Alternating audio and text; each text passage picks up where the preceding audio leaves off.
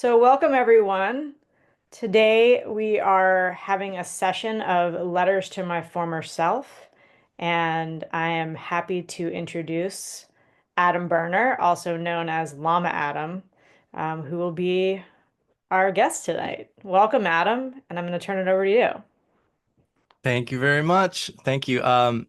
So I'll say a little bit more about this in a minute. I'm really running with the letters to my former self thing. So I'm so grateful that you're all here, but I'm really taking care of one person today. And hopefully it'll resonate with you as well. But I also want to encourage you to take care of yourself as you need to.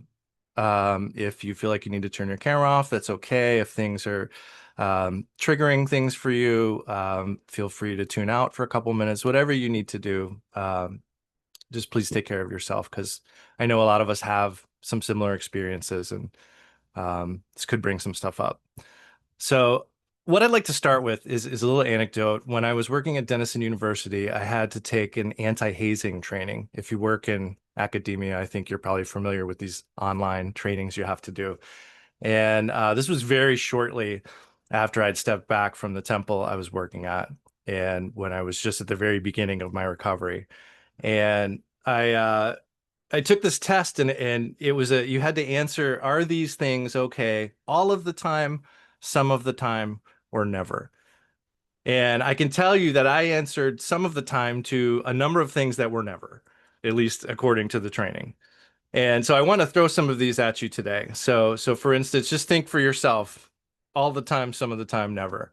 Assigning or requiring the use of new names, chronic sleep deprivation, pushing through injury or illness in the name of devotion, discipline, or purification, restricted communication with family or outside support, elevating faith over discernment, especially once with someone who is struggling, denial of adequate medical care, including mental health support, framing harm or ill health as the result of not practicing properly, exposure to extreme temperatures, creating financial dependence on a community or a teacher, use of fear-based consequences, like breaking Samaya, hell realms, or reducing your teacher's well-being or vitality, gaslighting, denying that somebody's lived experience is true, and lastly, discouraging exit, threatening or catastrophizing if someone wants to leave. We have to acknowledge that many of these are only considered acceptable when there is clear, informed, revocable consent, not implied consent under pressure, obligation, or spiritual coercion. And all of these things are things I've experienced, mostly in Buddhist and meditation communities, but I was also in a fraternity. So, to be honest, I went through a lot of this stuff twice. That's something I have to think about, I guess, that I've been open to those things more than once. Um, so I just want to frame there because as I started to put this talk together, I realized I had a whole lot of stuff, way too much stuff. I took all these notes for like a month and a half while I was thinking about this talk coming up, and I realized I had more than enough to fill the whole time with awful things, and I think interesting awful things. And I'm working on a book, so early plug. It will all be told at some point. But I also had more than enough to talk about that I felt was worthwhile lessons that could benefit people. And so I want to lean more towards the positive side of things. So I may gloss over some things today. We will have time at the end for questions. So if there are certain places where you feel like a yada, yada, yada through something that's important, just let me know and we can, I'm happy to talk about anything in the questions. So again, I'm framing this as really for me. This is a talk that I need. For a previous version of me needs this talk, and he's here today, and I'm going to take care of him. And so maybe there's a previous version of you that might benefit as well, And even if it's not today, I have to say that this process of thinking about taking care of a previous self has really been therapeutic for me. So I would encourage you to give it a try. And so, why I'm here is, in a nutshell, because the last few years I've been recovering from meditation-related adverse effects, PTSD, and moral injury, which happened during my time in a traditional 3-year meditation retreat in the Tibetan Buddhist tradition and while serving as the resident teacher at the Columbus KTC Meditation Center. And I will note that these were mixed experiences. I'm still incredibly grateful for my time in the 3-year retreat. No regrets about being there. And I'm still incredibly grateful for my time serving the Columbus KTC. Um, the 3-year retreat, it turns out, was survivable for me. Columbus KTC was not. So while the pastoral care side of things was like a dream come true in that job, working with leadership turned out to be a nightmare of maltreatment, isolation, gaslighting, broken promises, financial manipulation, and much, much more. So I think the worst for me was having to stay silent about it. Because even though I knew the community would not be happy with what was happening, I feared and was often being reminded of the possibility of causing a schism in the Sangha.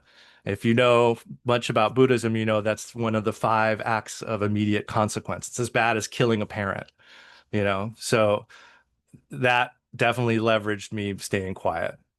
And so I found myself in this situation where my spiritual responsibility and my loyalty, my sense of what was right, was in a constant war with my experience.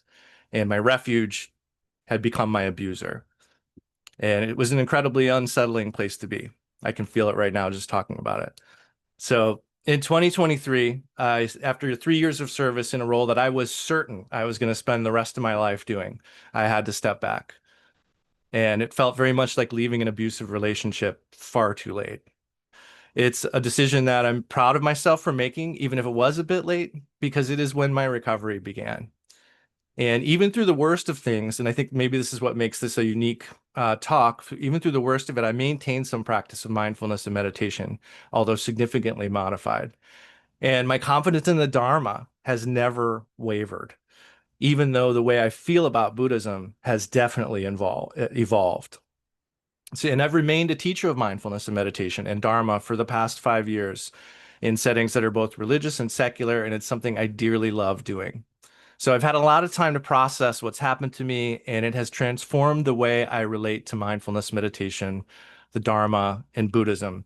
But it's still a work in progress. You know, this is not, I would love to come today with a completed package with a bow on it. This is what happened and why and how we can all avoid it. But it's still a work in progress, you know. So uh, I do think that there's a lot here that can benefit people today. So I'd like to share screen here, if I could. Okay, so I want to talk first about what I'm not here to do today. So I am not here to convince you to become a Buddhist. I'm not here to convince you not to be a Buddhist. I'm not here to convince you to meditate. I'm not here to convince you not to meditate. I'm not here to convince you to change the language you use to relate to your own experience or to your practice. I'm not here to convince you to use any of the practices or frameworks I may share. You can decide freely if they seem relevant or safe for you. I'm also not here to impugn the character or of anybody or any organization, extract retribution, or air any grievances. Because I want to note that I believe in the good intentions of everyone I reference in this talk, even if those I reference may have been involved in one or another instance of harm or moral injury to me. And even if our involvement resulted in significant pain or inconvenience, I really feel like they were doing their best, and so was I. That's how I think about this. It may sound naive. That's how I work through this. So I try my best not to hold any grudges, but I admit it is a work in progress as well. And that's largely because I'm still experiencing and recovering from a lot of the negative effects of that harm. So what I am here to do is to tell you about my lived experience with meditation-related adverse effects, moral injury, and institutional betrayal. I am here to tell you how I currently understand, practice, and teach mindfulness, meditation, Buddhism, and the Dharma. And I am here to share methods and ideas I have about how we can make meditation and Buddhism safer and more effective for Western audiences.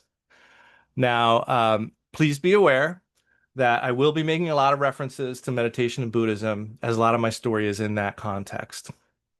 Also, be aware that I will be teaching some of the more authentic, trauma-informed Dharma I learned through my challenging experiences, and with the support of Cheetah House.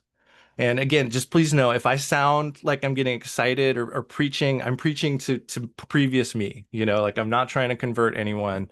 And in fact, when people come to me and they say they want to be Buddhist, I always say, well, let's try a little mindfulness first, maybe. So that is not the mission. I just want to make that clear because we will be talking about some things in a Buddhist context. And I'd like to start out too by just a couple big ideas that we'll be talking about for today. The embodied middle way, which I think is a path inclusive of both resilience and resourcing. Moral injury, I want to explain that idea. Misspelled dynamics. Dynamics of moral distress and moral harmony. That'll be our middle topic. And then applications, dynamic complements of engaged practice. And a couple working definitions. I think this is important because I think a lot of this language has gotten too mysticized and too religiousized. And so, like, just for our talk today, can we agree meditation here is, in Tibetan, the word is gom, and the meaning is actually to familiarize or to get to know. So when I'm talking about meditation, I'm really talking about familiarizing or getting to know. So despite any impression we have that meditation requires something remote or performative or foreign, it's really something we've all done and we all do in various ways and various degrees, I believe. So you don't have to be a Buddhist to see why familiarizing or getting to know oneself could be beneficial. I also want to clarify about mindfulness. Here we're talking about that as meaning to recall or to recollect, which is also the meaning of the word smrti. So, which is where we get mindfulness from. And so this is really about recalling to stay present and to being compassionate, recalling our goals and our needs, recalling balance. And it has two aspects. It's projected out into the past and future, and simply recollecting or being present in the moment. And then Dharma. So Dharma, I use this term to really just mean the way things are, which I think is what it was actually intended to mean. So I don't feel like the Buddha invented it. And no matter who is teaching it or how it's being taught, it is only ever yours to personally become familiar with. It is only meaningful when it's met in our own authentic experience. And a Dharma teacher is only as effective as they are in empowering their students to discover it for themselves. You can't dictate someone else's Dharma, and no one else can dictate the Dharma to you. So that I want to distinguish from Buddhism, which is the religion developed after the Buddha's death as a means of teaching the Dharma. And being a religion, Buddhism in its many forms has developed a smorgasbord of beliefs and metaphysical claims like any other religion has. And one of these key beliefs is enlightenment, a state of perfected finality of potential. And that is a belief, it's a claim. It's debatable whether one even needs to believe in enlightenment to practice Dharma.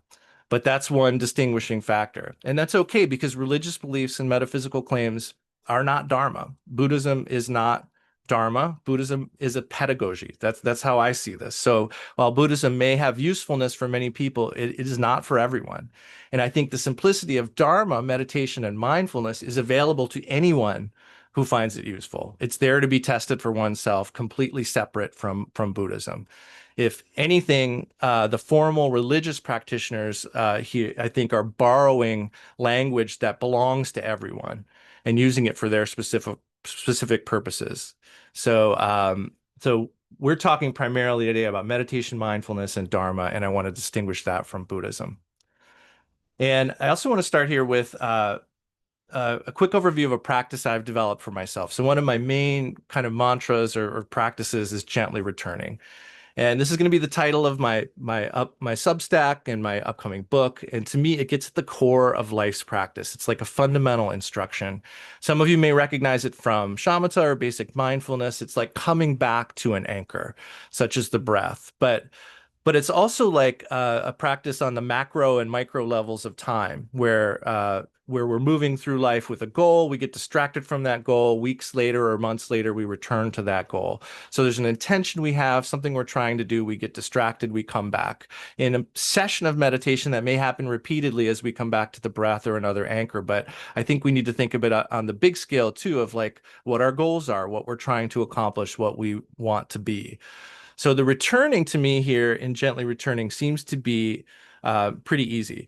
That has come pretty easy for me. But the gentle is where it's difficult, and I found it is equally as important as the returning.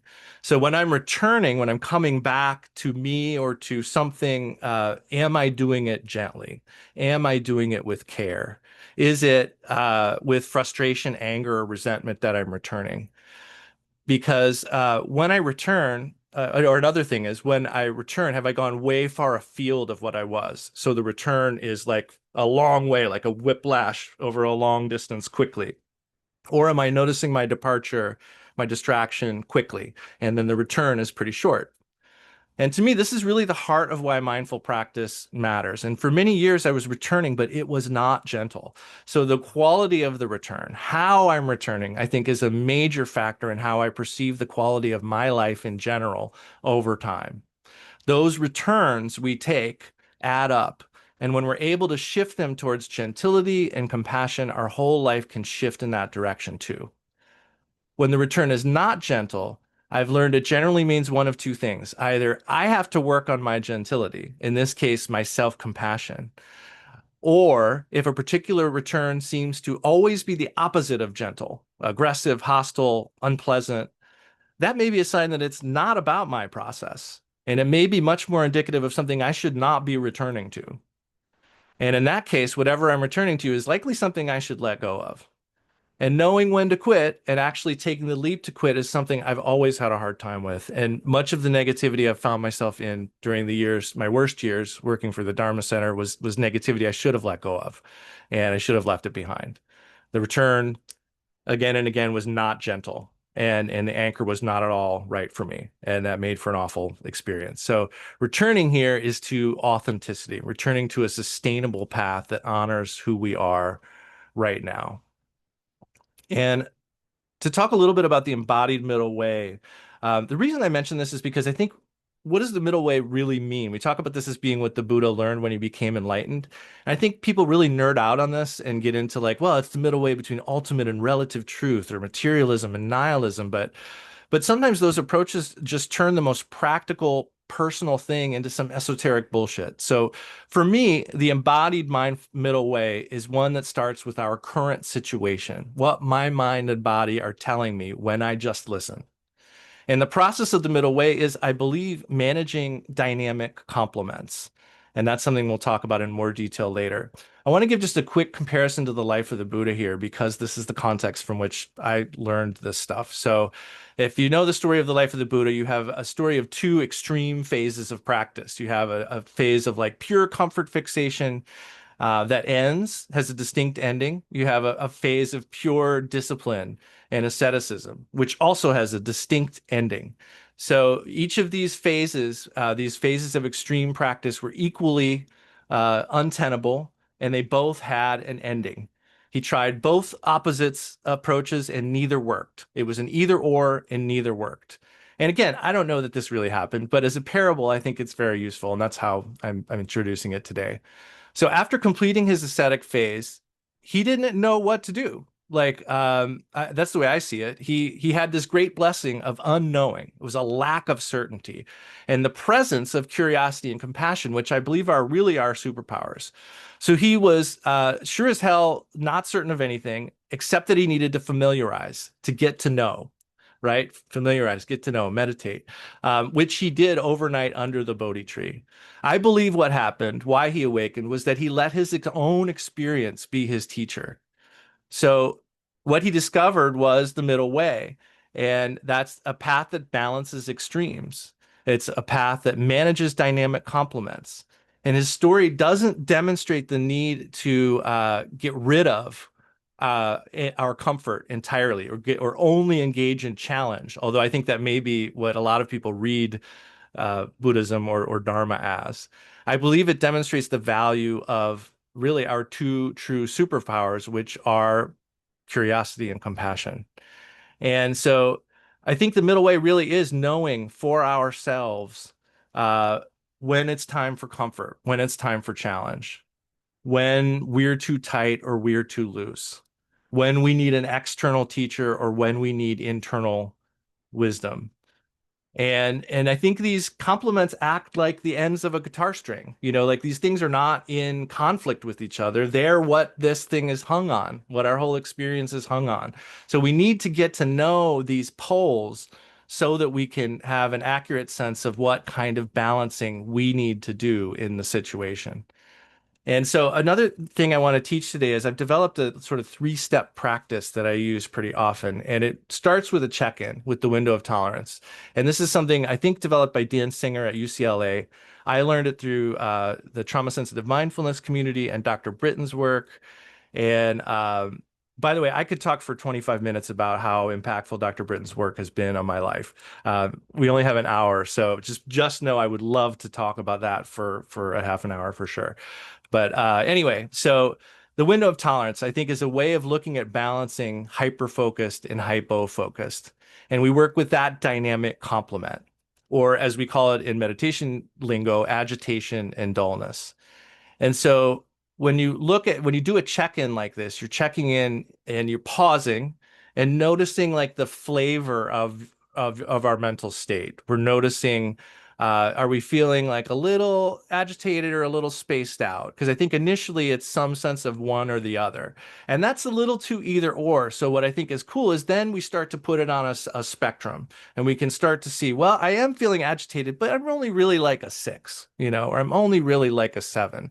So it's starting to break apart the either or thinking and giving us some nuance in where we are on the spectrum. And that's important because we need to have a window, a safe window of when to proceed, when to challenge ourselves, because a lot of Dharma practice is challenge. A lot of meditation is challenge. There are also a lot of meditations that are specifically for calming down, but I don't think there's a lot of clarity around that. And even practices that are designed to calm us down sometimes can get us activated in ways that are unhelpful. So it's super important, I think, to always start with a check-in. Just check in on where you are. I think this aligns perfectly with the Buddhist teaching, to be honest, because we have these two extremes.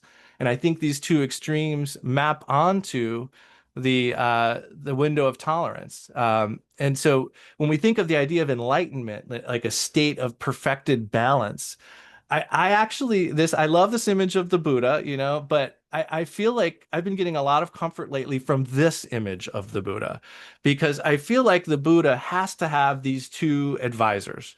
Just like we have to know where our agitation and our dullness is, and our most agitated self and our most dull self, they inform each other. And so I think there is uh, we learn from those dynamic complements as we manage them. And I think of the window of tolerance like this. I think of it mapped on top of this parable of the Buddha's story. I think that, and to say this another way, I do not think Buddhism is trauma informed, but I think Dharma is inherently trauma informed. And I think Buddhism can move in that direction because this awareness, this familiarity of our situation in any given moment, I think is where this all starts. This is where the embodied middle way starts. So I want to jump over briefly just to tell you a little bit about the 3-year retreat I did. We can, if you have questions later, we can dive into all of this. But the retreat I did was from 2016 until 2020. We were there for 3 years and 7 months. The retreat's supreme guide was Khenpo Karthar Rinpoche, who's my teacher, um, and one of the most amazing beings I've ever met. And all the practices were taught by him, but he was rarely able to visit us physically at the retreat. He was getting older, and day-to-day guidance from our retreat came from our retreat master, who was an elderly Yupper from the Upper Peninsula who completed 4 3-year retreats in a row. And he is a super kind man, and there are things I admire so much about him. He cared very much about everyone's ultimate awakening, their perfection of their potential. But when it came to those struggling on the path, there's a lot of things I respect about him, and many of the decisions and things he said while I was in his charge were negatively consequential for me, and I was very relieved when I didn't have to answer anymore to him. Though, as I said, I do believe he's a deeply good man. So that was the situation in terms of instruction. We had no phone, no internet, no visitors, functional talking only during lunchtime, 9 months of complete silence. Our rooms are 8 by 10. We spend 18 hours a day in that room alone. 14 hours of the day is in practice, whether alone or in a group. We use our Dharma names. I was Jimpa for that whole time, never Adam. Um, and the retreat commitment is a big deal. It's like a really big deal, like the biggest deal spiritually. So I was told that leaving retreat in our tradition meant not being allowed back to the monastery or any of the affiliate centers, at least until the retreat ended without you in it, and at least until it had completed. So we were warned in advance that if we had to leave, we would not only have catastrophically bad karmic consequences, including detrimental effects to the health and well-being of our teacher, but that we would also not, that we would be unwelcome for any kind of help in the lineage. So that was hanging over our heads. Um, and there were a lot of challenges and things that happened there. So I can tell you about a lot of stuff. Of course, time is ticking. I think what I want to focus on just briefly, because this is really why a lot of us are here, is the adverse effect I had. So retreat was to me an exercise in fundamentalism. It was my chance to really kind of go all in. And I feel, again, like I kind of needed that. I needed to know where the goalposts were. I definitely knew how to just do whatever. So to kind of really dive into a serious discipline and program, I'm grateful for that experience. So it was, especially for the first half, pedal to the metal for me. Push on through, sacrifice it all for awakening of all beings. And I really felt for the first half that I'd done about as perfect a retreat as I was capable of. I was pushing through all kinds of discomfort, keeping the schedule, just really totally immersing myself. And honestly, I was learning to ignore all kinds of signals coming from my brain and my body about my well-being. I was utilizing these practices as a way to mute self-awareness, not cultivate it. And I think this is something that happens very, very often. It's something we have to watch out for. So I'll tell you, the day of my adverse effect, it was a beautiful day. It was a beautiful sunny day in the Catskills. And I was having some of the best practice of the whole retreat. We were doing a practice that involves breath retention. And I don't think I'm telling anything that anybody can't find out very easily. But breath retention is something that happens a lot in tantric practices. Breath retention is a nice word for holding your breath longer than you're comfortable with. And and I want to say this is something we did a lot of the retreat. And it's only recently as I was preparing this that I realized that doing that kind of a practice, effectively holding your breath for much longer than you're comfortable over and over and over, experientially elevates anything you're doing to a life or death situation.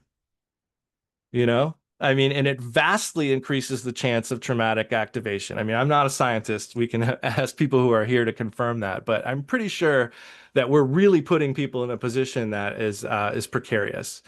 But it was a practice I loved. The practice we were doing, I loved it. In fact, it was I think it was one of my best days in the whole retreat. It was the secret practice of Vajrayogini for people here who know.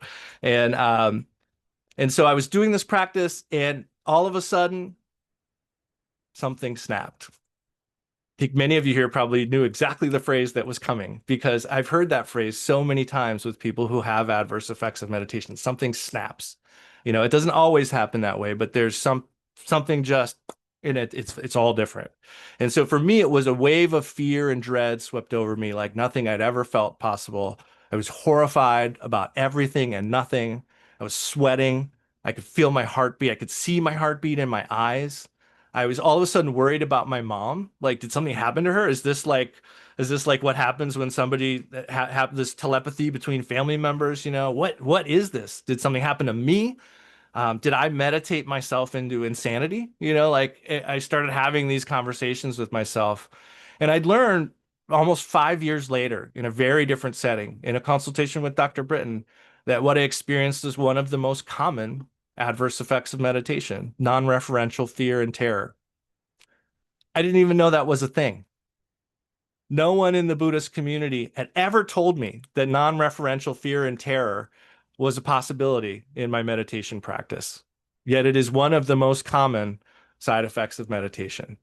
How did I not know that after 9 years of practice and being fully immersed in the highest level of meditation training? So it's easy to understand where that non-referential fear and terror comes from when you consider what happens when one has a genuine material reason to be terrified. In that instant, mind and body mobilize to meet that threat, and amongst other things, tightly sharpen your concentration. So it turns out when we spend a lot of time willfully creating a very tightened concentration, a very sharp concentration, sometimes the mind and body catch up and go, what's going on? And all of a sudden we're in this state of fight, flight, or freeze. And it can happen in the blink of an eye. Something just snaps. And so there were a lot of things happening in the retreat. I have to kind of blast through these, but there were situations about fire safety. Before I went to retreat, I had our home temple had burned down, and had lost two friends' homes to a fire. So fire safety was on my mind, and I got to retreat, and there were like two smoke detectors in the house, and neither of them were in the kitchen or the laundry room. And then even the shrine room where we'd burn oil lamps 24 hours a day, I begged to put a smoke detector in there, but I was told it would be unsightly. So that was on my mind. Also, we had a mouse infestation. Mice were shitting in the toaster, in the silverware drawer, in the napkin holders. We had two different kinds of mice in the house, which is a sign of a serious infestation. They don't usually live together. And one of the mice we had carries this virus that's 30% fatal when humans get it. And so I was constantly trying to get us to take care of that. We started live trapping them, but nobody would take them out and release them because they felt bad releasing mice in the woods in the wintertime. So I would trap them in the house. I would take them as far as I could, 10 feet to the fence around the house and release them. If you know anything about mice, they probably came right back in. But that was all I could do. I felt like I had to do something. And I initiated these conversations around fire hazards and around mice chewing through wires and potentially starting fires. And nothing happened. And then towards the very end of the retreat, we had a fire caused by mice chewing through electrical cord. And it happened luckily right on a break because it was in the shrine room where we weren't allowed to put a smoke detector. It happened to happen right on a break when somebody was walking by. And this fire was up 2 stories up. It almost made it to the taffeta and brocade things circling the top of the room. And when the fire department came, they said if it had gotten there, the house would have gone up in flames. And they said you were about 30 seconds away from a catastrophe. So we were very, very lucky. And I can tell you that, the way that was handled was indicative of a lot of things because we were told that that probably happened because of the quality of our practice, that the local spirits and the protectors were upset with us for how we'd been practicing. Literally, that's what was said. And I remember that came up, and I remember one of my retreat mates who was also a little outspoken. And he said, "So they tried to burn the house down?" And we were told, "Yeah, yeah, that's probably it." So to come back to the adverse effect, luckily I had a Lama Yeshe, who was another retreatant, was in the retreat. And he gave me the advice that I think is exactly what Khenpo Karthar Rinpoche would have given me, which was to do what you need to take care of yourself. And it was interesting because in the retreat, people always have physical modifications they need to do, or, there's various reasons why we all need different kinds of meditation. And so it would always be like hemming and hawing if there was a question about, well, can we change this thing? Or I have this need. But when Rinpoche would come, he would always say, yes, if you need to do that, that's what you need to do, or you can do this. He was clear-eyed and compassionate, I think, about everybody's needs. And then I think everyone else was a little too hooked on the certainty or repeating what another teacher had said. So I'm really glad that I had Lama Yeshe there that day to tell me to do what I needed to do to take care of myself because I started to return to me. I started to return to what I needed. I started to return to my nervous system, the signals I was getting. And still, the anxiety that adverse effect kicked off continues to echo through to this day. It's not anything I had before then. And I've gained a lot of skills to manage it, but it's still here, it's recovery, right? It's a process. And so the second half of the retreat, I began balancing the challenge of the retreat with an embodied mindfulness. And I got better at finding my balance. I started getting more sleep. I started going to bed early waking up late. I started exercising. I was running a 5K around the house on the little track around the house, every day in lunchtime. If there's a pearly gates when I get up there, I'm asking how many times did I do that loop. So I'd never been a runner. Started running, started doing interval training, doing strength training. I'm still doing practice too, but I started doing things to take care of myself. I had my mom send me contraband. Thanks, Mom. My mom sent me like books by Robert Caro and Ansel Adams photo books. And sometimes I would just read or look at pictures. So I was really beginning to honor my inner wisdom, and I returned to my inner wisdom, to my authenticity. And I got better and better at it. But it was not gentle. And that's why I want to bring up this gently returning. Instead, I felt ashamed the whole time. I felt like I had to hide it. I was super paranoid because of the meditation related adverse effects and because I was taking care of myself in a context where I was receiving messages that taking care of yourself is bad. I mean, literally, there was a time where the retreat master said, I'm not happy that you run. And I said, I don't care what you feel about my running, you know? I mean, that was building. That wasn't like the first conversation, but those kind of things happened all the time. We were getting this kind of messaging that was just pushed through. That's the way to do it. And if you don't do it, the protectors will burn the house down. So I was also having a ton of surprise, superstitious anxiety. I'd found myself in this whole new Tibetan worldview where local spirits, protectors, and demons are around and they want you to do stuff. And I was deeply worried about what they would think of me not doing the prayers and practices exactly as I had been told to. If I wasn't giving them the offering they were supposed to get.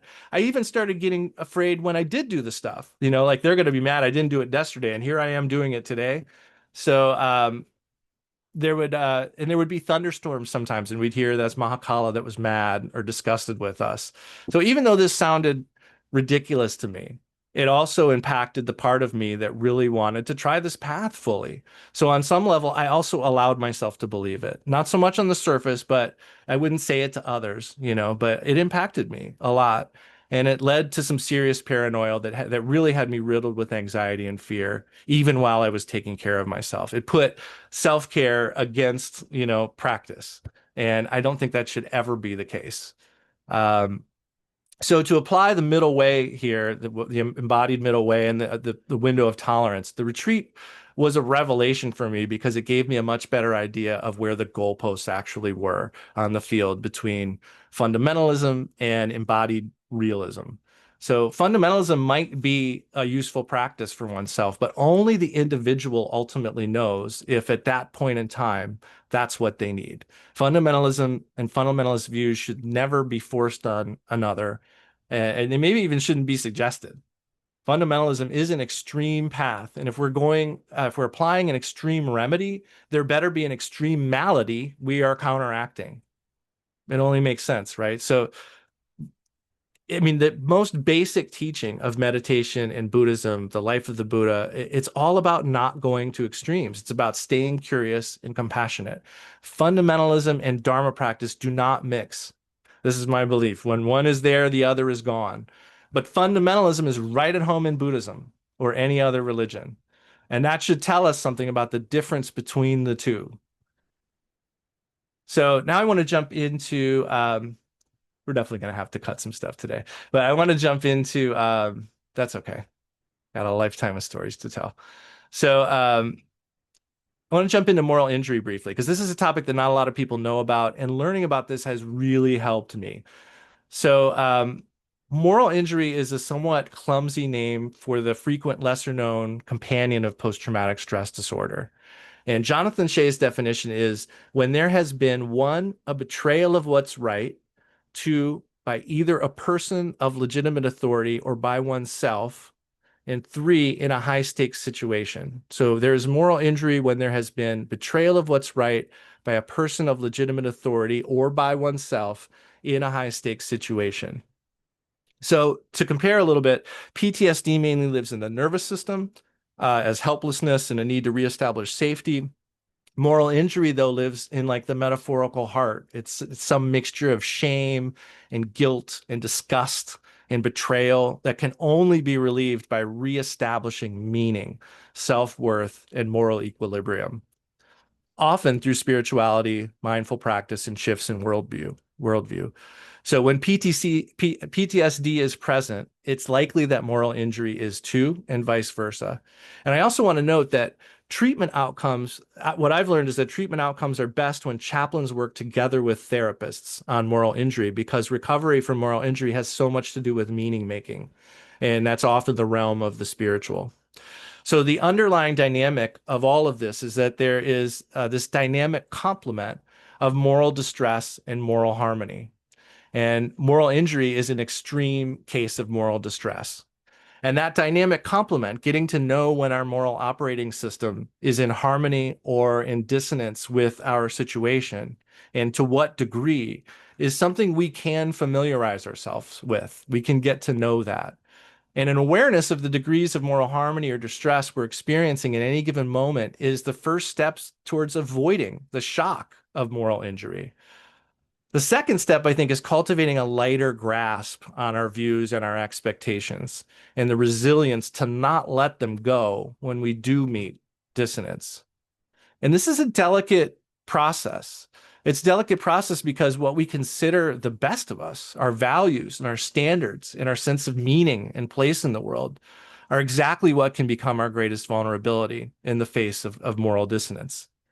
And I will also add that I think that another reason this is important to know is that there are people who are collectively weaponizing moral injury against us right now. You know, there are people who are using our values and our sense of what's right to meet to kind of with such cruelty and shock to try to turn our values into a Trojan horse to kind of attack us from the inside, wear us down, make us give up. So I think this is a really important dynamic to know about moral injury and to watch for, because we can manage it. We can nurture this garden of our values and what matters to us. But the dissonance that happens when the external world doesn't match can, it interacts with our moral operating system. And so we need to all kind of have some sort of strategy for working on that. Next, because I'm running through this three-step practice, I want to give a quick overview of a twofold intention. So if you're doing the window of tolerance and you've done that and you've gotten your data, using that data of where you are on that window of tolerance spectrum, you make an immediate practical intention that aligns with your what you just learned from your window of tolerance assessment. So you're making a intention based on where you are right then. And then you connect that with a broader altruistic intention that's reflective of your highest values and aspirations and the wish to benefit others beyond just yourself. So you're kind of taking what you've learned, like you might learn, I'm outside my window of tolerance right now. So I'm not going to do a challenging practice. I'm going to take a nap. And then you say, because I want to help people, and I know if I take a nap, I'm going to be much better able to help the people around me. It could also be I'm at a 7 on the scale, so I'm a little agitated, but I'm in my window. I think I'd like to do some practice to work on my resilience here. Because I'm at a 7, I'm not going to do a practice that involves concentration. I'm probably going to do something that has a little more openness or spaciousness to balance things out a little bit. And then we connect that to our intention. So I can tell you that this for me is this kind of is refuge. You know, this is a refuge practice to me. This is taking refuge in our inner wisdom.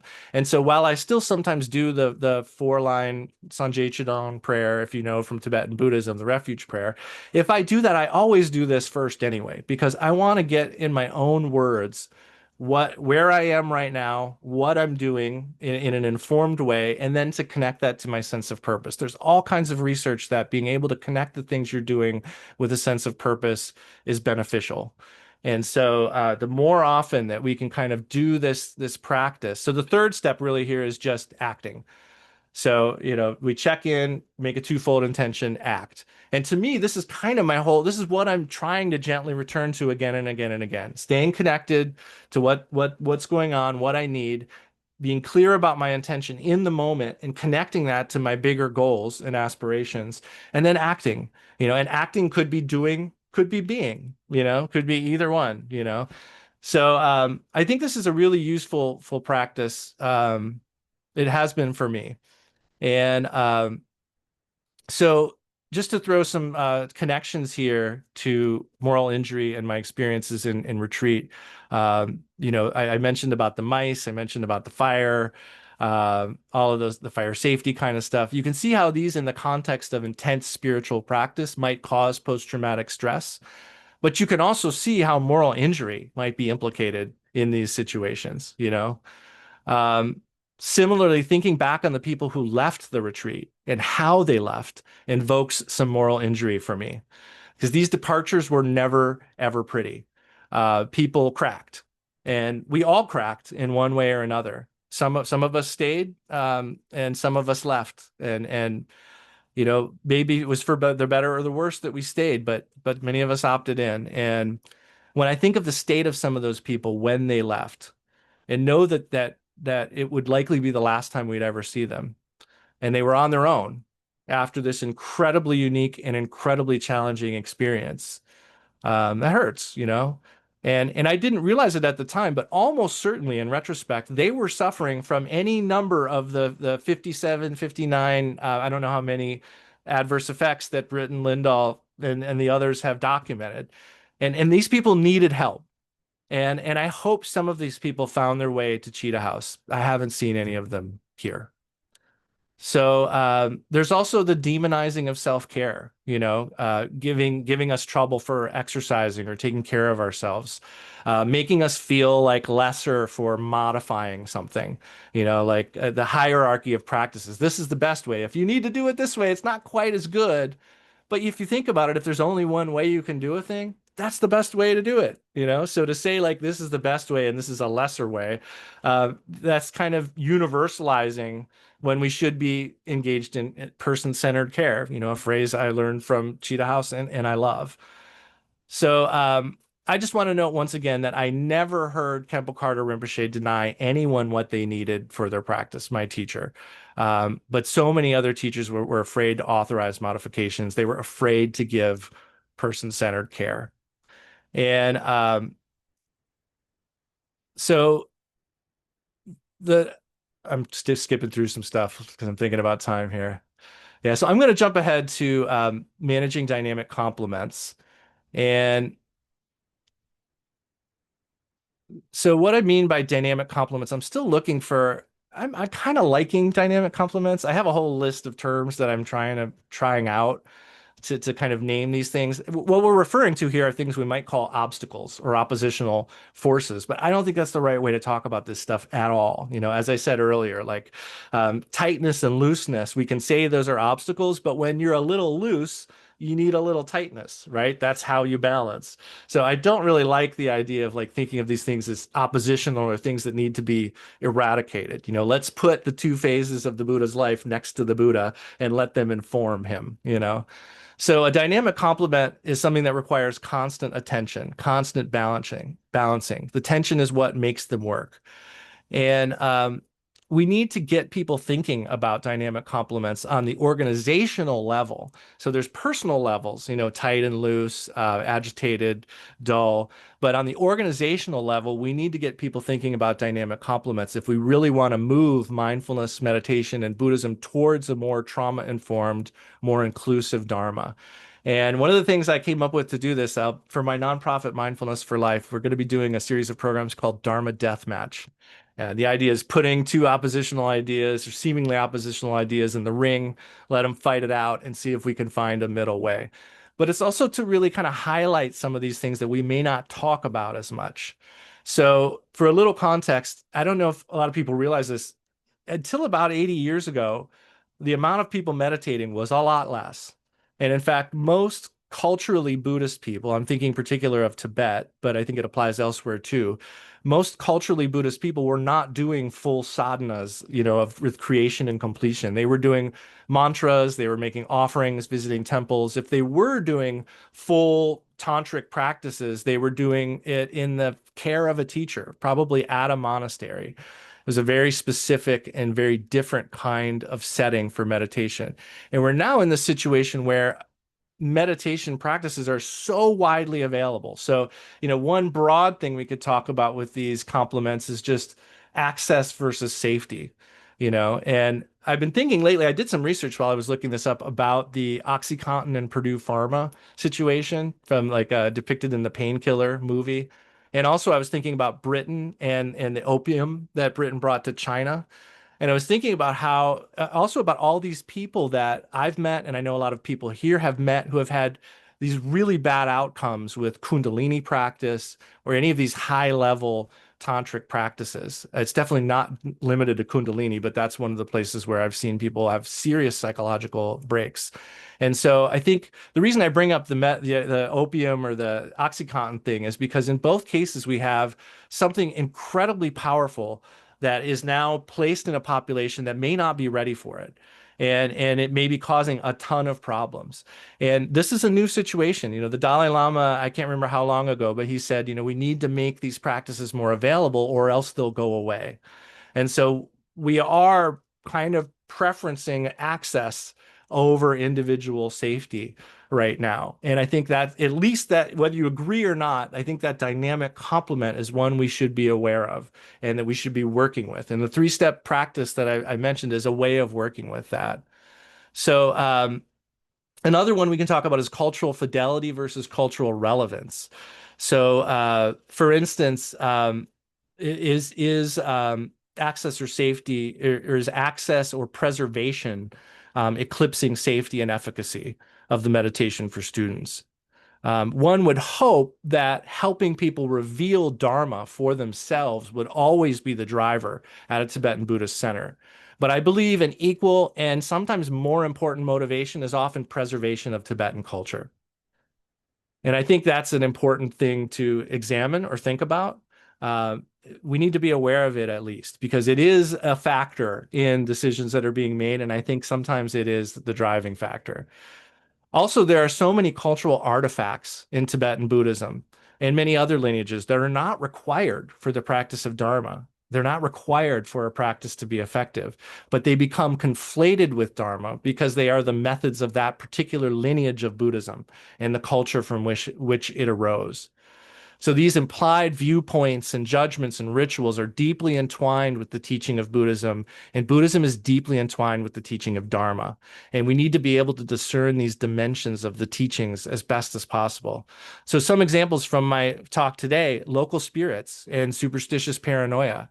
I was freaking out about these demons and spirits, and that wasn't a sign that I was a bad Dharma practitioner. It was a sign that that cultural artifact did not serve me. But I didn't see it that way then. I thought something was really wrong with my practice. But now I look back and I see, oh, that was just that was a cultural artifact that was not serving me, was not serving my practice of Dharma, was not helping. And this bears repeating because I think this happens to so many people in so many different ways. They get hung up on one or another of the cultural aspects of the practice, and they think their disinclination to believe in it is a failure of Dharma practice. And that's a shame. So another one is leveraging nascent learned beliefs in rebirth to control and keep people in a lineage or practice. So a phrase I've probably heard a lot of times, many of you probably have too, is think of all the hard work and aspirations you must have done in countless previous lifetimes in order to have the unique good fortune of being here today in this center, in this lineage. You wouldn't want to waste that, right? So this is almost like a guilt trip into both committing to the lineage and believing in rebirth. It can be manipulative and potentially dangerous, and it strips students of agency. Another thing I'd like to talk about is cultural veils and the credulity gap. So this is one of my favorite ways to explain cultural context and why it matters. It's difficult and time consuming enough to have students come to the understanding that we have a natural ability to be present and compassionate with whatever we meet. That's a core assumption of meditation. It's a core assumption of Buddhist practice. When we pile on top of that already difficult thing, a bunch of foreign cultural beliefs, such as belief in local spirits, rebirth, and other things, we tax the student's ability to believe. We incur a credulity gap with them, meaning the student may spend some of their credulity trying to come to understand and internalize cultural artifacts of the pedagogy, as opposed to spending that credulity on the most important and applicable thing, which is recognizing their natural ability to be present and compassionate through their own unique experience. And this is, in my opinion, a major impediment to the learning of Dharma in the West. I've also heard in these meetings how if one learns meditation in their cultural context, they're less likely to have adverse effects. So the more outside of our cultural context we are, the more likely adverse effects are. Next, cultic language and tendencies. They creep up in any religion, but especially in Tibetan Buddhism and meditation communities, as we start to use these foreign words and words with unique use cases in meditation practice. And again, we just need to generate awareness of the potential overlaps of a cult and a spiritual community, and how one's own interpretation and the modes of engagement may be the biggest determinant of what we experience, whether we experience it as a cult or as a spiritual path. It's much more than language, though, because there are many things that skirt the lines of cult-like techniques. And Dharma centers, as well as their students, should all be aware of this dynamic, even if it is inadvertent. Both the center and the attendees should always be aware in managing the potential dynamic in a healthy way. Um, and last, consent and control. So the thing that stood out to me from the mindfulness and neurodivergence talk a few weeks ago was there was a question, and I would love to see if there's things that Dr. Britton or Dr. Birtwell have thought about since then. Someone asked, are meditation-related adverse effects acquired neurodivergence? And we were talking, and that question was spurred by the idea that neurodivergence can be acquired. And so it's really had me thinking, is all meditation acquired neurodivergence? I think it's an interesting question. I think it's quite possible, you know. I mean, we are changing our brain. There is science that we're rewiring the brain. So, because we're rewiring the brain through meditation, is it acquired neurodivergence? It's something I haven't been able to stop thinking about. And this has been stuck in my head because, like so many of the other dynamic complements we went through earlier, this is maybe something practitioners should know about. And that's why I think one of the most simple ways to talk about how we can take mindfulness, meditation, and Buddhism into a safer, more trauma-informed direction is through informed consent. Clarifying what all a practitioner is consenting to is also vitally important. And we covered a lot of it today, but this talk was more about more than just informed consent. So to actually implement informed consent in a meditation group or a Dharma center would take a lot of discussion and precision, and that's probably a whole other talk. Um, that's probably something I should develop. But so consent is a key to making ourselves vulnerable and open to change. And there are perfect metaphors here for sex that are quite apt, such as when something happens when consent is not invited, and we look back with mixed feeling or pure regret after the fact. So one of the simplest forms of genuine support a meditation community can offer uh, is to simply remind its community members again and again that meditation-related adverse effects are very possible, and that practitioners at any level should be connecting with their own experience in every moment to know when a practice is the right match for them and when it's not. This is where the window of tolerance, the three-step practice I described can be useful. Um, and also people need to know that a massive increase in anxiety might be because of their meditation and not something that requires even more meditation to overcome. How many people have ended up on that path? This is a damaging cycle that can develop when meditation centers do not name the risks and empower their students to know when it's time to change or stop a practice. The final authority should be clearly placed with the individual doing the practice. And this needs to be made clear again and again. Extreme hierarchy disempowers individuals into patterns of following and emulating, and it crushes authenticity. Trusting experience is really the ultimate teacher. And there's foundation for this even in Tibetan Buddhism. We have a Lojong slogan of the two authorities, trust the primary one.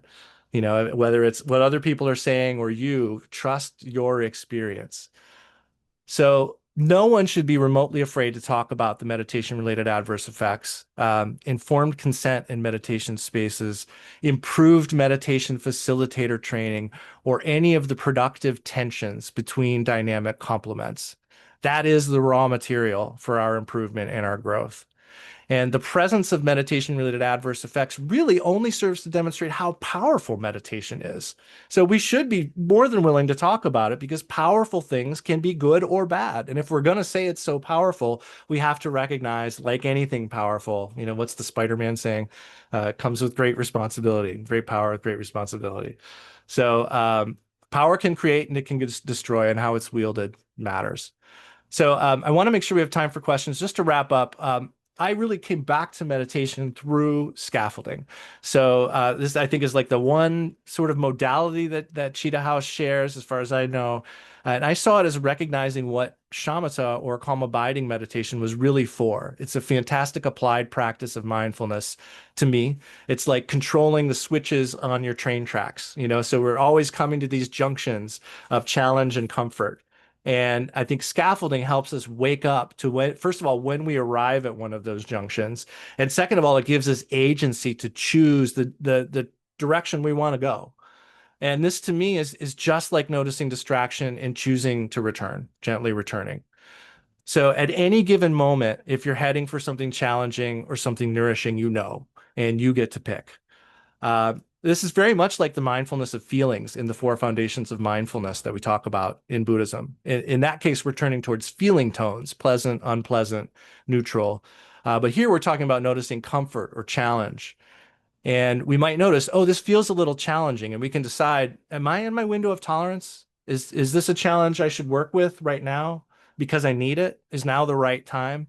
Or would it be better for me to take on this challenge later and right now and gauge some sort of comfort or resource? So from learning to scaffold, I started using sensations as an object of attention a lot more. The seminar with Dr. Farb about the sense foraging practice and his book, Better in Every Sense, was very helpful. I started developing my three-step practice based on trauma-sensitive mindfulness and Cheetah House things. Uh, and and eventually, I came to where I was feeling pretty good. And I just want to wrap before we open up to questions. I love the Cheetah House community, and it's been through this past year that I've really started to feel like a member, of this community, and I'm so grateful for that. I've needed that. And I'm also going to say, I don't know if everybody's going to be happy to hear this, but Cheetah House is Vajrayana AF. For real. I mean that in the best way, because Vajrayana approach is taking the fruition as the path. That's the tantric, like Tibetan Buddhist approach. And similarly, when we're able to tune into our nervous system, monitor our window of tolerance and make practical, precise choices that support our broader altruistic goals, and then act in that way again and again and again, that is taking the fruition as the path. And I have felt at home with Cheetah House because it feels to me like a community of people who are becoming brilliantly uncertain, finding their way in each moment through engaging their own experience with curiosity and compassion. And I think those are our two true superpowers. And I see this alive in the people I meet in Cheetah House community. And I'm so grateful to Dr. Britton and everyone on her team and all the others working on this incredibly important mission. Um, I just think it's so important, and I'm surprised that they're kind of the only ones doing it. So I'm really grateful. And I will just say I have a nonprofit called Mindfulness for Life. I founded Mindfulness for Life to try to solve an issue I've been facing all along, which is how do you serve people for free and fund it? That has been, I didn't talk much about my time at the Dharma Center today, but that was really the heart of that. I stayed for a long time trying to find a sustainable path of being able to serve people for free.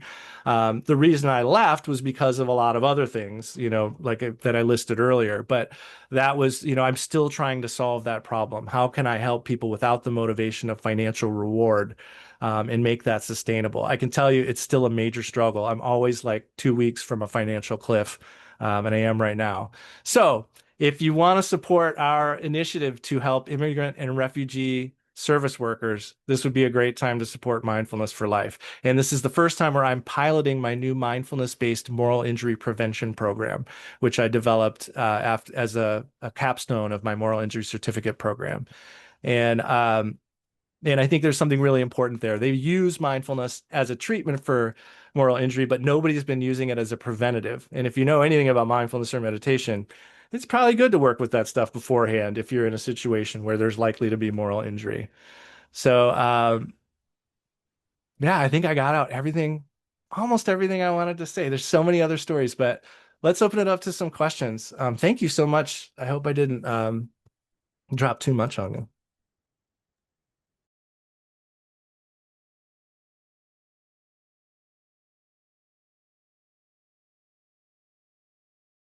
Wow, that's a great question. It's very thought-provoking. I feel like I'll have a really good answer for that tomorrow at 2 o'clock, but I'll try right now. Um, I think in both cases, I'm sure part of it was some kind of uniqueness, a desire for some kind of uniqueness, being a part of something that maybe other people aren't. Um, I know I started writing something the other day about like why did we do the 3-year retreat?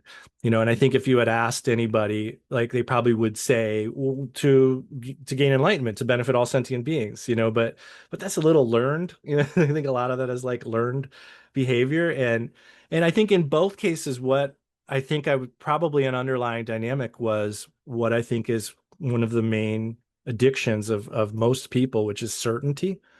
Like I was going for some kind of certainty, like the fraternity is a brotherhood, brothers forever, like it's a thing that we become a part of and then it's done and we can shut down and go to sleep. And I think it was kind of the same with retreat. It was like I'll go to retreat. I definitely wanted to learn to have that experience with meditation and to dive into the practices and all that was there too. But I think one underlying factor was like I'll have the whole rest of my life figured out. I know exactly what I'm doing for the whole rest of my life. And another thing I didn't dive into today, I also had the idea that dana, generosity, dharma generosity was how these organizations ran. And in my experience, that's not how it worked. If the Buddha taught, he would be given shelter and a meal and, he was taken care of. And then in my experience, that's not how things work, at least in my American Dharma organization. And I think, and honestly, like I could say a lot about that, but I think that that is a point of like internal rot. To use a Buddhist term, inauspiciousness, that until that is fixed, there's going to be a lot of challenges because there's just so much importance about not making the people who are trying to be kind and generous to a community ask for their needs to be met. It's kind of they're the easiest people to take advantage of, and I think it's happening. So I digression, but I think it was some kind of certainty is probably to answer your questions. I think it was probably like going for something that where it's funny like where I had to think less.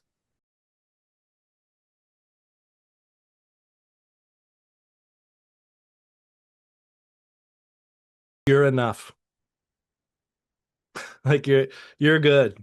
If this group helps, get in there and hang out, but understanding that like not nothing it's an impermanence teaching too, I guess, like nothing is permanent and no reason to think anything has to be permanent unless it fits your nervous system really.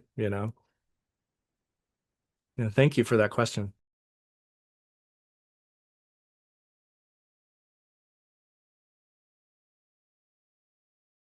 Right here. Right here. That's a great question. But yeah.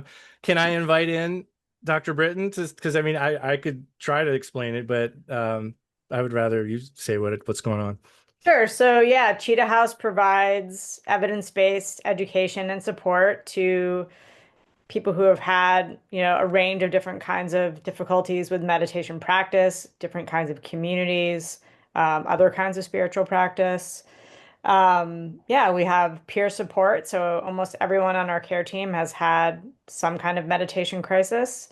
We also have some clinicians, so you can have a one-on-one consult, or we also have support groups and some ongoing classes, and then we have these lectures. So a whole array of things. So yeah, if you want to come to the support group, all you need to do is make an appointment with any member of the care team to see if you're a good fit. And again, I'm glad you asked that question because Thank you. yeah, it's amazing to me again that there is virtually no one else doing this. Is there anyone else doing this? I don't think there is there? We have a partner group in Germany because we mostly speak English. So for non-English speakers, there's a German one that's led by Ulrich Ott. And I think he's a clinician himself, and he takes some of the meditators. But I'm not sure if there's groups. I think it's just like a more like a place that where people can go for help and referral. Good, good. And yeah, it's what's interesting to me is like there's so much more meditation than there ever was before, and we're in this whole new era of like access and a lot of lack of guidance.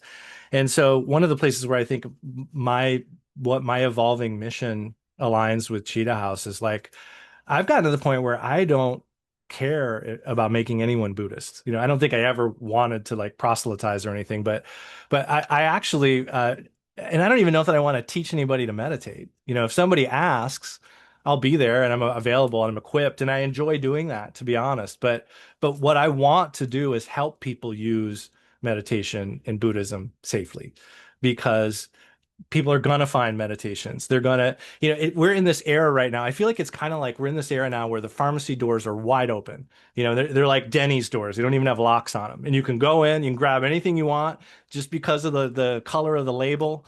And it doesn't matter what dosage or what the indications are or what the contraindications are, and we're all just going in and running our arms down the shelves and taking whatever we can. And I think to varying degrees, that's how a lot of people are learning to meditate.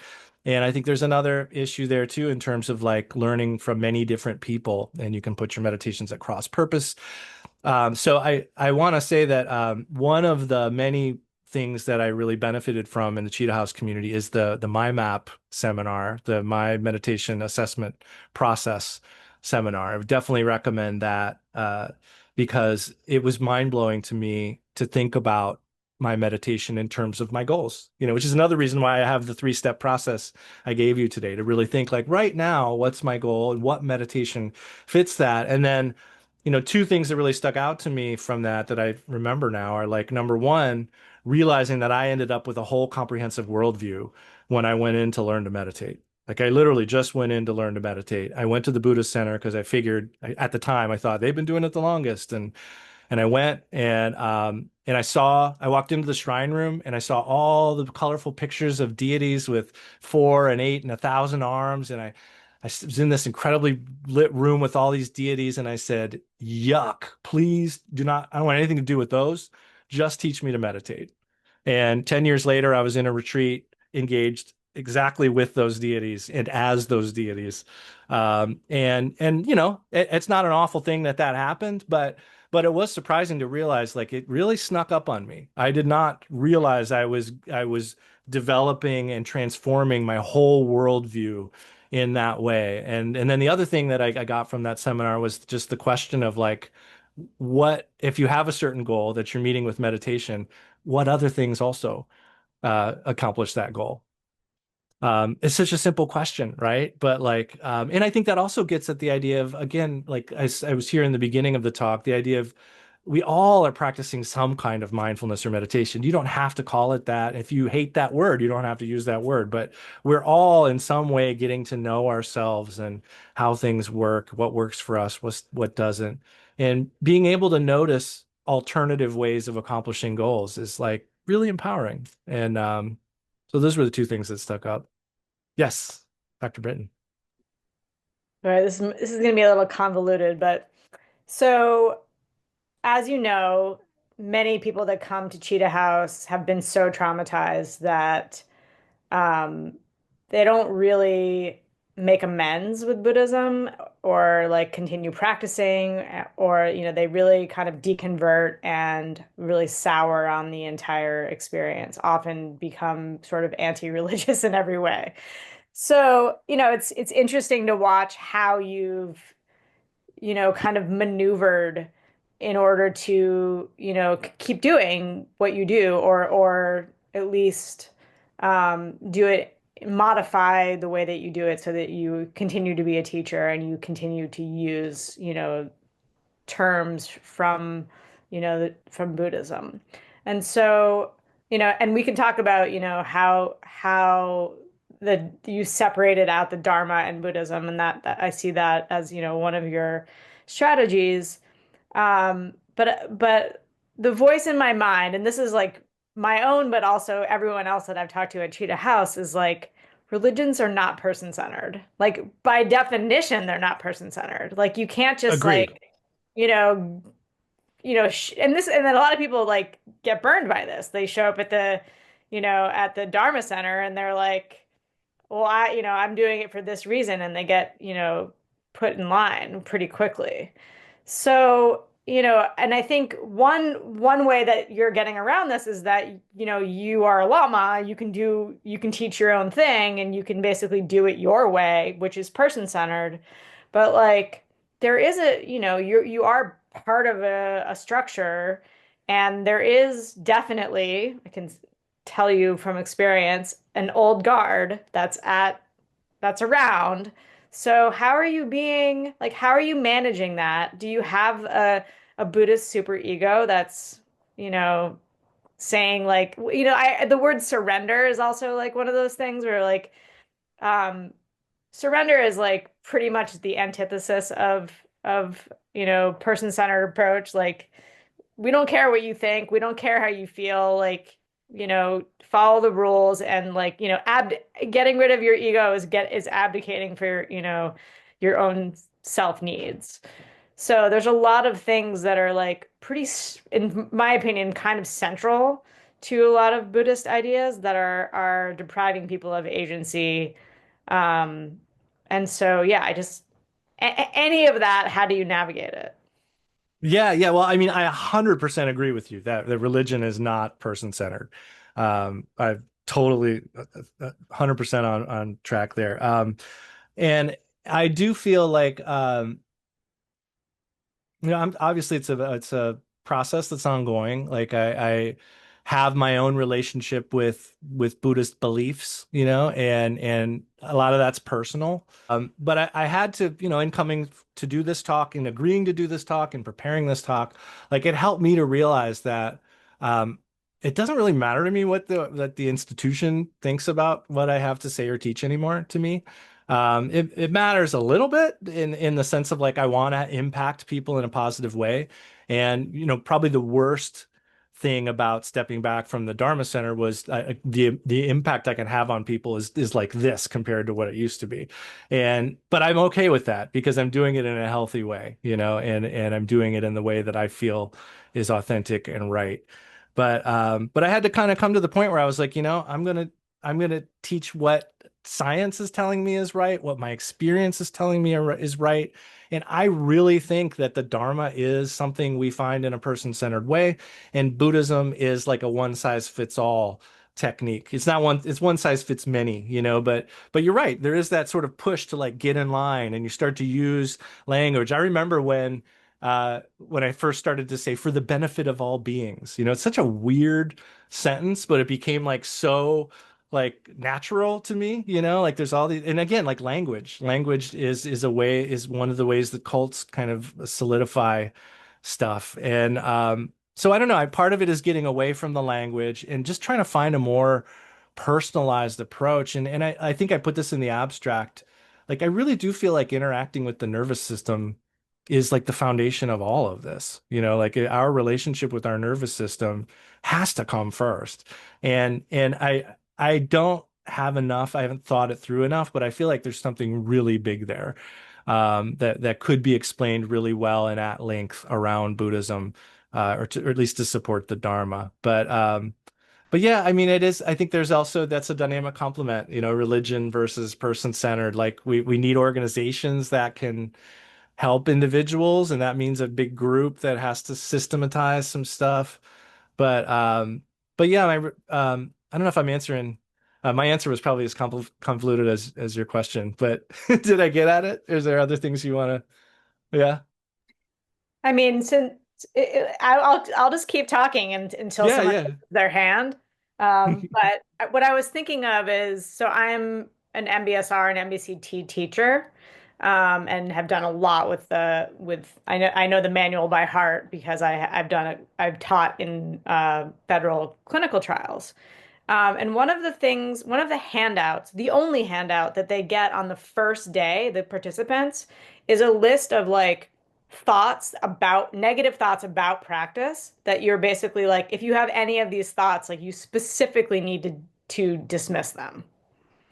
And they're Hmm. like, basically all the signs that like this isn't right for me, like this is like my body's like, no, this isn't, this is not the time, this is not, and so like even in like MBSR and MBCT, like that we're talking about like the furthest secular, most medicalized version. It's like right there on the day on the first session.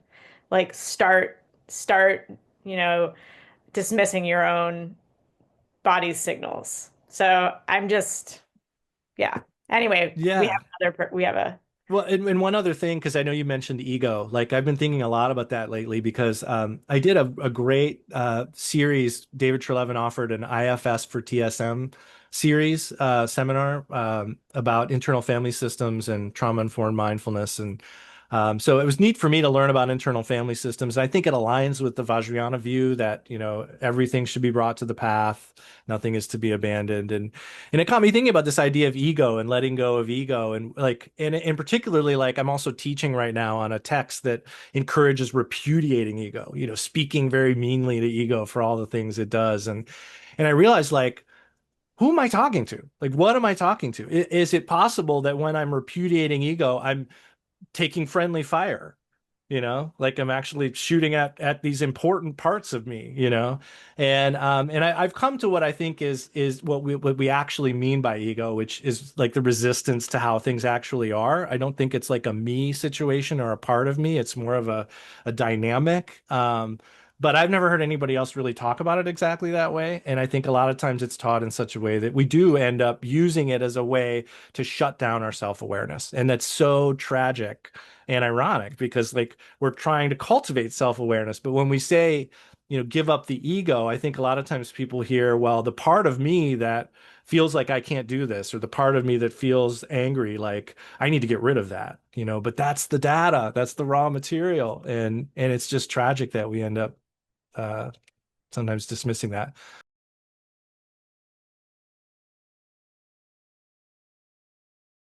Yeah, it's a great question. And I think it would differ depending on the communities, first of all. I also feel like it would definitely be an ongoing process that would probably be adjusted over time, just like people have statements about, codes of conduct for the community or things like that. But I think like a one dynamic that is key, I think, is not avoiding uncomfortable topics. There's just a lot of that in any spiritual or meditation community. And I think if we're able to talk about the fact, like for instance, I don't think I mentioned this earlier, but like the dynamic complement of market driven versus mission driven. Like at a Dharma center, if you do the really rare Yamantaka empowerment, you're going to get all kinds of people coming in and you're going to make a lot of money for the center, which is great because we want to help people. But it's also like, do they need that? Is that something that they really need? And when we do 6 different deity practices in a week, people want to go to those practices for the community, but is it good for them to do 6 different practices as opposed to the one that's best for them? So I think just being able to talk about the fact and stay in a place of paradox and tension, and uncertainty, like that is so crucial. And I think that we try to avoid that so often. I think there should be a lot more difficult conversations in Dharma centers. And I think we should rumble. I think, is that a Brene Brown thing? Sorry.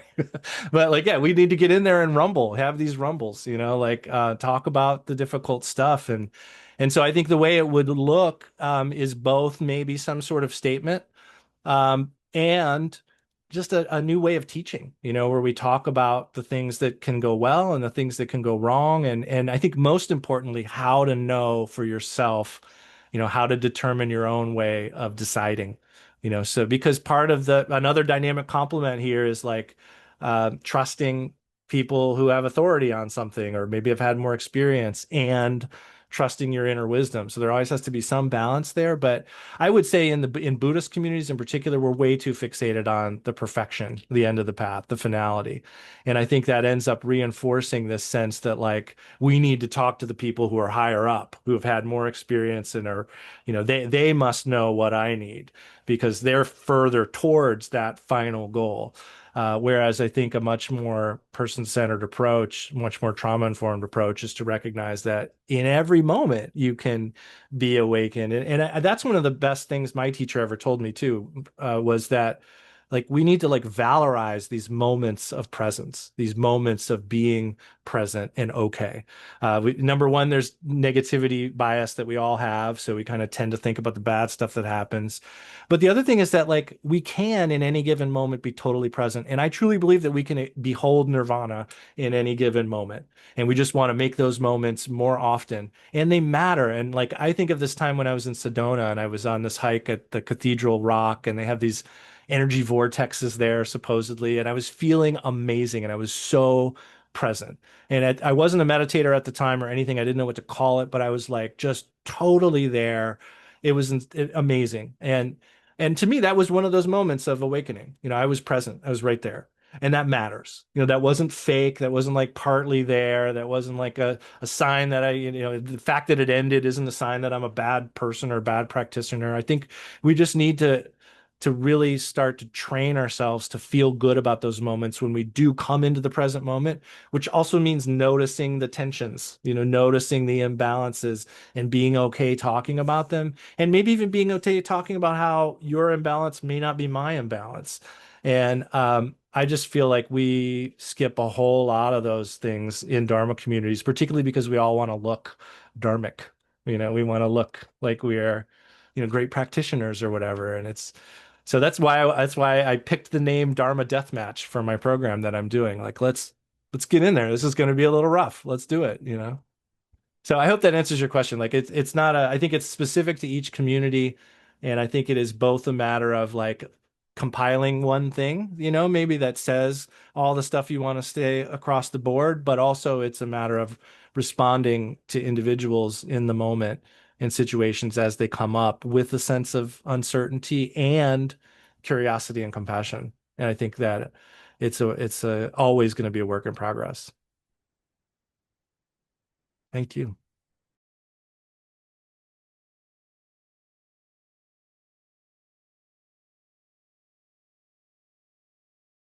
Well, I will say where I do think what that brings to mind is the idea of the twofold ground, that like, yeah, it's going to be always something in the moment and always something broad. It's going to always be two different things and two things that are interdependent, and that is also a form of uncertainty or paradox. That we always have to work through, whether we call it ultimate and relative truth or whether we call it paradox, out totally outside of the Buddhist realm.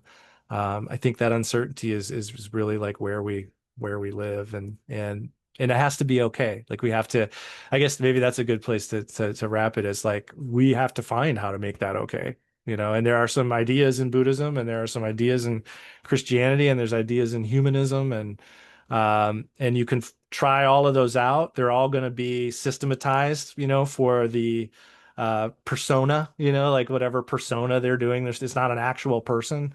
So we always, at the end of the day, have to find answers in groups and from other people, but it's always going to come down to our own decisions and who we are and our aptitudes and preferences, and it has to be okay. All right. I think that's a good place to call it a wrap. Thank you so much, Adam, and see you next time. Thank you, everybody. Thank you for having me. Bye.